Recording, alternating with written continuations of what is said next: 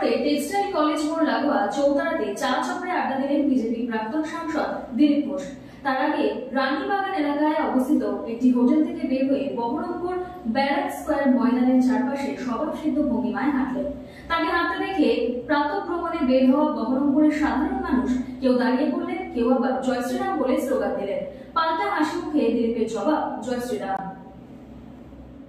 দিলীপ ঘোষ মানেই উচ্ছ্বাস, দিলীপ ঘোষ মানেই উন্মাদনায় ভেসে যাওয়া।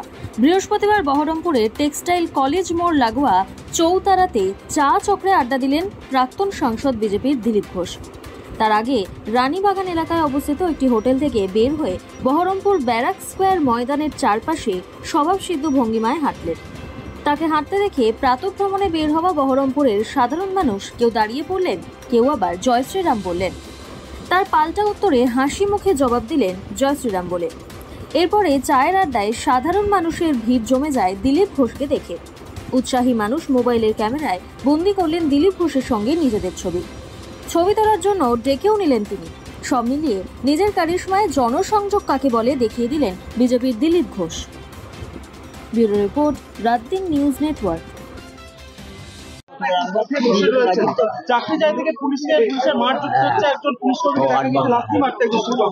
এখন টিচাররা পথে বসবেন কি? মমতা ব্যানার্জি পুরো পশ্চিমবঙ্গকে পথে বসিয়ে দিয়েছে। 4 বছর 5 বছর ধরে বিভিন্ন টিচাররা, পরীক্ষার্থীরা ধর্ণা দিচ্ছেন কলকাতার রাস্তার ধারে ধারে। নতুন সংযোজন হলো এই বৈধ আর যোগ্য শিক্ষক যারা 18,000, যাদের বিনা দোষেতে এই দণ্ড পেয়েছেন ওনারা। আর এর পুরো দায় মমতা ব্যানার্জি এবং তার সরকারের। এখন তাদেরকে খেতে দিতে পারছে না, লাথি মারছে। আর তার নেতারা এই অযোগ্য শিক্ষকদের কাছ থেকে টাকা খেয়েছে, আর এদেরকে লাঠি খেতে হচ্ছে। এই যে অন্যায় আর এই পাপ, এ ঘোড়া ভরে গেছে মমতা ব্যানার্জি সরকারে। চাই চারিদিকে সমস্ত দেখুন, এদিকে মুর্শিদাবাদে আগুন জ্বলছে, মালদায় আগুন জ্বলছে। যারা দেশদ্রোহীরা দাপিয়ে বেড়াচ্ছে, গাড়ি পোড়াচ্ছে, বাড়ি পোড়াচ্ছে, থানা পোড়াচ্ছে, তাদেরকে লাঠি মারতে পারছে না পুলিশ। আর নিরীহ ভদ্র মাস্টারদেরকে লাঠি পেটা করছে আর লাথি মারছে। এই পুলিশের হিম্মত হয় কি করে? লাথি মারে, কলার ধরে। এরা কি সমাজ বিরোধী নাকি? এই পুলিশগুলোই সমাজ বিরোধী, তাই এরা ঠেঙানি খাচ্ছে সব জায়গায়। এদের ব্যবহার এরকম হলে বাংলাদেশে পুলিশের সঙ্গে কি ব্যবহার করেছে মানুষ?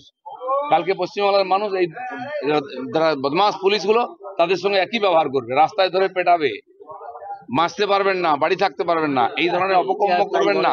এই চোর টিএমসির নেতারা আপনাদের বাঁচাতে পারবেন না, তারা নিজেরাই বাঁচবে কিনা ঠিক নেই।